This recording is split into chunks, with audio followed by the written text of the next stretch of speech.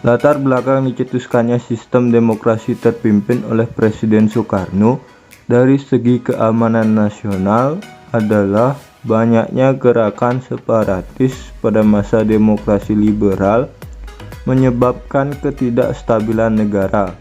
Dari segi perekonomian adalah sering terjadinya pergantian kabinet pada masa demokrasi liberal menyebabkan program-program yang dirancang oleh kabinet tidak dapat dijalankan secara utuh sehingga pembangunan ekonomi tersendat. Dari segi politik, konstituente gagal dalam menyusun Undang-Undang Dasar baru untuk menggantikan Undang-Undang Dasar 1950. Demokrasi terpimpin sendiri merupakan suatu sistem pemerintahan yang ditawarkan Presiden Soekarno pada Februari 1957. Demokrasi terpimpin juga merupakan suatu gagasan pembaruan kehidupan politik, kehidupan sosial, dan kehidupan ekonomi. Gagasan Presiden Soekarno ini dikenal sebagai konsepsi Presiden 1957.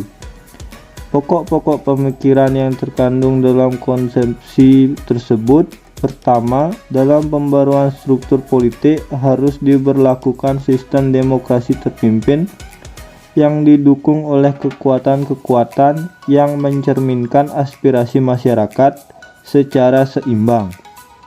Kedua, pembentukan kabinet gotong royong berdasarkan imbangan kekuatan masyarakat yang terdiri atas wakil partai-partai politik dan kekuatan golongan politik baru yang diberi nama oleh Presiden Soekarno golongan fungsional atau golongan karya.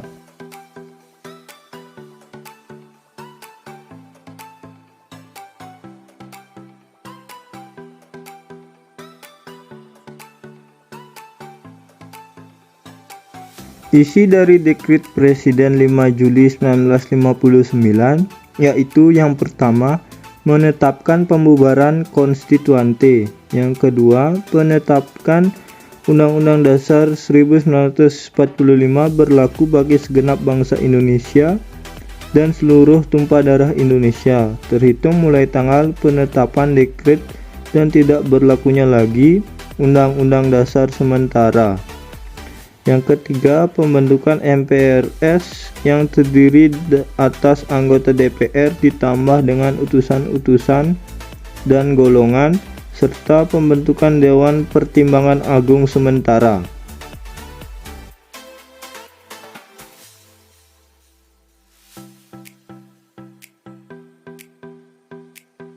Dengan dikeluarkannya Dekret Presiden 5 Juli 1959, maka negara kita memiliki kekuatan hukum untuk menyelamatkan negara, bangsa Indonesia, dan ancaman perpecahan.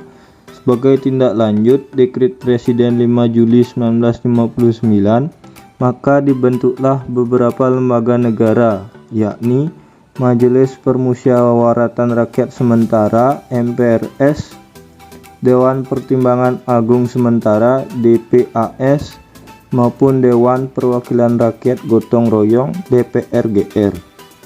Dalam pidato Presiden Soekarno berpidato pada tanggal 17 Agustus 1959 yang berjudul Penemuan Kembali Revolusi Kita, pidato yang dikenal dengan sebutan Manifesto Politik Republik Indonesia ini oleh DPAS dan MPRS dijadikan sebagai garis besar haluan negara.